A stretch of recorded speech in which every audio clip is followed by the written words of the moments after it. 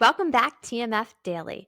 I'm your host, Nicole Palmer. This is the podcast where we're just taking deep dives into the TMF.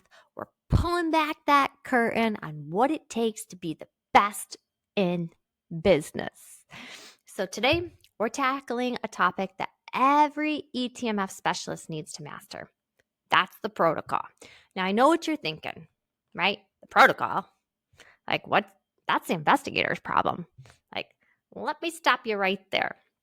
If you're an eTMF specialist, you need to know the protocol. It's the why behind every document, every process, every milestone that you're managing in the TMF. So stick with me because by the end of this episode, you're going to understand not just the basics of the protocol, but how mastering it can make you indispensable in your role. So what's the protocol and why does it matter? Well, we're just going to start at the top. Every clinical trial has a protocol. Everybody has to be trained on it that's working on the trial.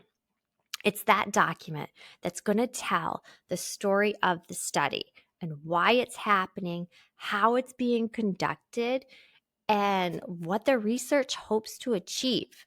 So, according to ICH GCP E6 R2 Section 6, right? The protocol lays out everything: study objectives, the design, methodology, statistical considerations, and the organization of the trial. So think of it as like without the protocol, the trial would fall apart. So now, as an eTMF specialist, your role isn't to write the protocol, but you got to understand it. Why? Because the protocol dictates the documents that go into your TMF. It's literally the key to understanding the why behind every artifact. So, what are some of the must knows in the protocol that you got to focus on? Right? We'll just get practical here. Like, what sections of the protocol should you know as an eTMF specialist? These are the things that I think you should be laser focused on. The trial objectives and the design. Like, this is like the main point of the protocol. It's going to tell you what the trial is, what it's trying to achieve, and how it's structured. So, why does this matter to you? Because the objectives in the design, they're going to guide you on the type of documents you're going to manage. So, like, for example, if it's a double blind study, you know blinding documentation's going to be critical. Another one is the inclusion and the exclusion criteria. So, these criteria, they're going to define who can and cannot participate in the clinical trial. This impacts documents like your screening logs, informed consent forms, and your eligibility checklist. Another one is your study procedures and assessments. So this section is going to outline like what's happening at each visit, like what procedures are being done, what samples are being collected, and what data is being recorded. So for you, this means ensuring documents like visit checklist, lab manuals, and data collection forms, they're going to be all in order. Safety reporting. So the protocol explains how adverse events and serious adverse events, your SAEs, should be reported. So you need to know this because safety reporting forms and correspondences with regulatory agencies, this is going to be an essential piece of your eTMF or your TMF. Now, your regulatory and ethical considerations. The protocol is going to ensure compliance with regulatory requirements like those from the FDA, EMA, your local ethics committee. And this is going to translate into managing your approvals, amendments, IRB correspondences.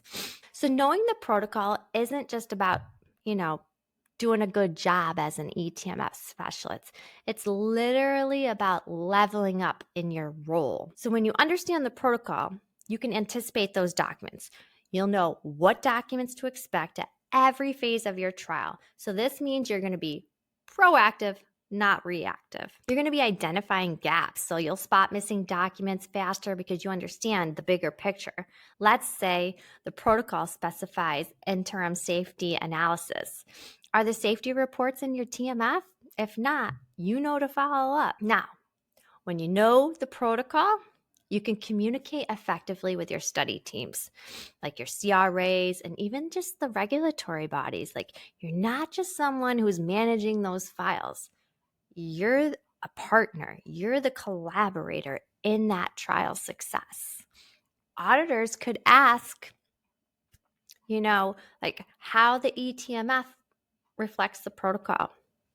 If you know the protocol inside and out, you can confidently explain how each document aligns with the study objectives and procedures. Now, let's just talk about some of the challenges you might face when it comes to the protocol as an eTMF specialist and how you're going to crush them. So, protocol amendments. The challenge might be amendments can cause a ripple effect in your TMF. The solution: track amendments like meticulously.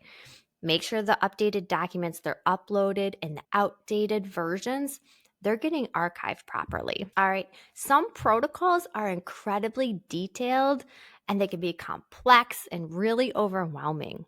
So what you're going to want to do is just break it down. Focus on the sections that are most relevant to the TMF, like safety reporting, regulatory requirements, study procedures. Okay. All right, TMF Elite, that's a wrap for today. Here's the bottom line. As an eTMF specialist, the protocol, it's not just another document. You need to know it if you're going to master the TMF. When you understand the protocol, I know we say this all the time, but we're really not just checking boxes and uploading files. You're aligning every artifact with the study's goals, okay? You're elevating the quality of your TMF. And most importantly, you're proving that you're an essential part of that clinical trial success. If this episode added value to your TMF journey, just do me a favor. Subscribe, leave a review, or share this with someone who needs to hear it. Thank you for listening to the TMF Daily Podcast. Remember, TMF excellence, it isn't just about what you do. It's about the intentions you bring to every single task. Until next time, stay sharp, stay compliant, and let's do this.